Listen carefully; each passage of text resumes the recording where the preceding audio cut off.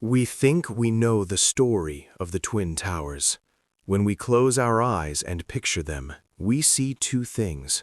We see the icons of the New York skyline, standing tall, silver, and invincible in the 1980s and 90s. Or we see the tragedy. We see the smoke, the fire, and the heartbreak of September 11th, 2001. History has frozen the World Trade Center in those two moments, the icon and the martyr.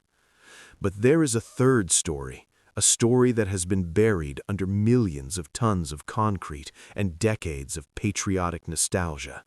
It is a story not of terrorism, but of tyranny, not of national unity, but of a government waging war against its own citizens.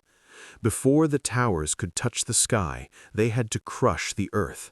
Before they became a symbol of American freedom, they were a monument to absolute, unchecked power. To understand the World Trade Center, we cannot just look at how it fell. We have to look at the crime of its creation. We have to go back to the streets that were wiped off the map. This is the dark story of the Rockefellers' last empire. If you stood at the corner of Cortlandt and Greenwich Street in 1965, you wouldn't see a financial district. You wouldn't see men in suits rushing to stock exchanges. You would hear a cacophony of sound, the crackle of vacuum tubes, the static of ham radios, and the shouting of merchants. You would smell roasting coffee and fresh newsprint. This was Radio Row. For 40 years, this 13-block neighborhood was the beating heart of New York's electronics industry. It wasn't just a collection of stores, it was a living, breathing ecosystem. It was the Amazon.com of the analog age. If you needed a rare tube for a radio receiver, you went to Oscar Nadel's shop. If Oscar didn't have it, he'd run 3 doors down to his competitor, buy it, and sell it to you. It was a dense, chaotic, and incredibly profitable web of small businesses. There were over 300 businesses here. 30,000 people earned their livelihoods on these streets. It was a place where an immigrant with nothing could rent a storefront and within a generation send their children to college. It was vibrant, it was safe, and it was profitable.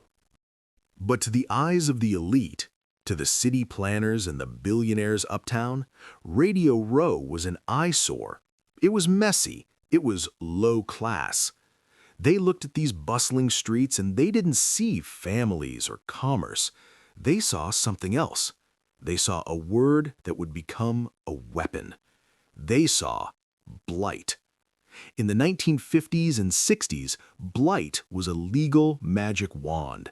If the government labeled your neighborhood blighted, they didn't have to negotiate with you. They didn't have to offer you fair market value. They could simply take it. Radio Row wasn't a slum. It had lower crime rates than the rest of the city, but it stood in the way of a vision held by one of the most powerful families in American history. To understand why Radio Row had to die, you have to follow the money. And in 1960s New York, all money eventually led to one name: Rockefeller. David Rockefeller was the president of Chase Manhattan Bank. He was arguably the most influential man in the city, perhaps the country. But he had a problem.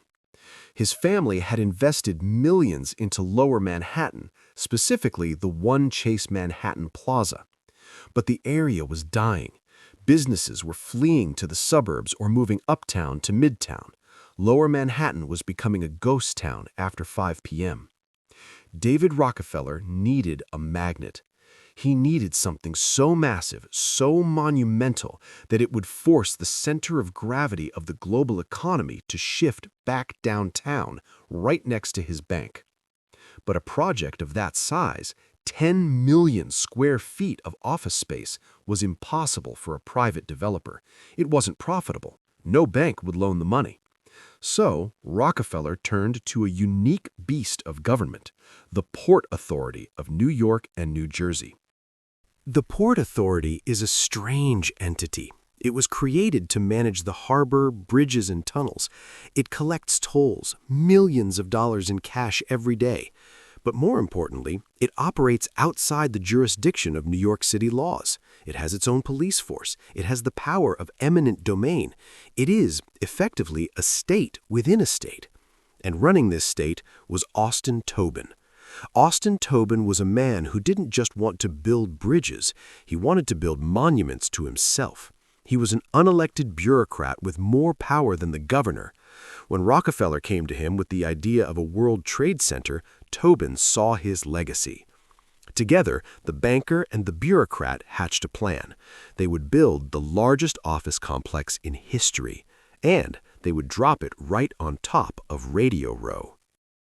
The merchants of Radio Row didn't know they were at war until the enemy was already at the gates. In 1962, the announcement was made. The Port Authority would seize the land. Eviction notices were not requests, they were commands.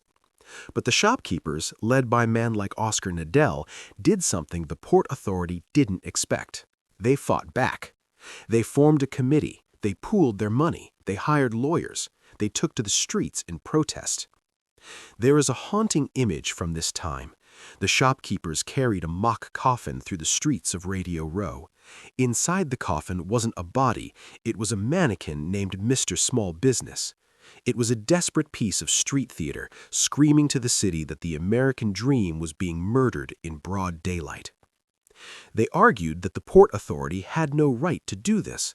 The Port Authority was created to manage transportation, ports, trains, buses. Building an office complex was real estate speculation, not public infrastructure. The battle went all the way to the courts. For years, the small businessmen held the line. They won battles, but they were losing the war. The Port Authority played dirty.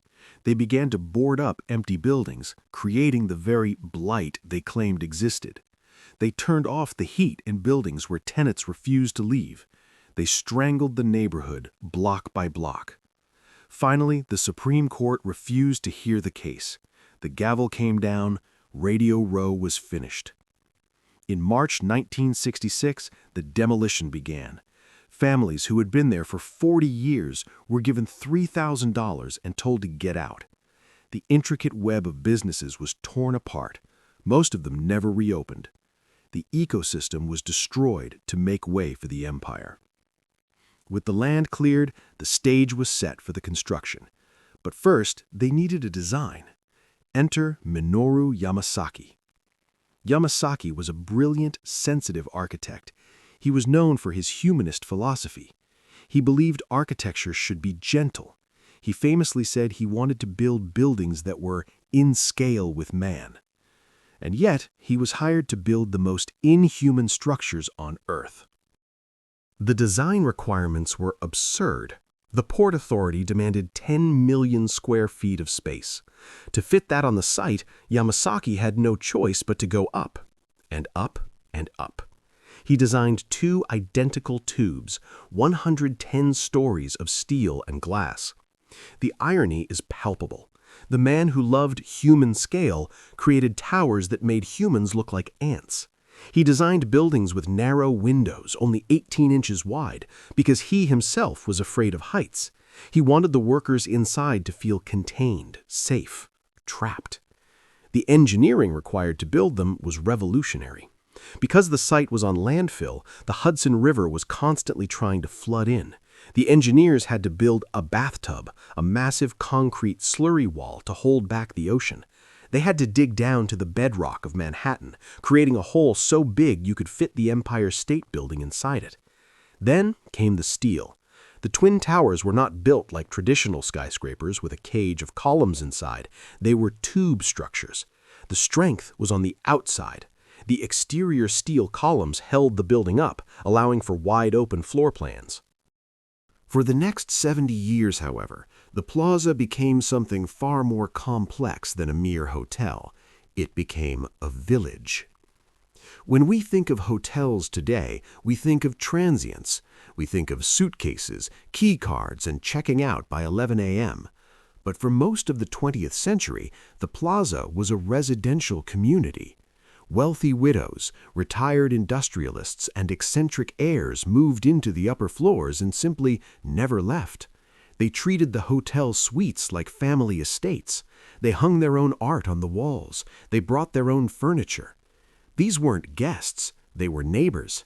They ate breakfast at the same table in the Palm Court every morning for 30 years. They knew the sound of each other's footsteps in the corridor. And supporting this village was a workforce that operated like an extended family. There were doormen who stood at the Central Park South entrance for 40 years, men who knew not just the residents, but the residents' children, and eventually their grandchildren.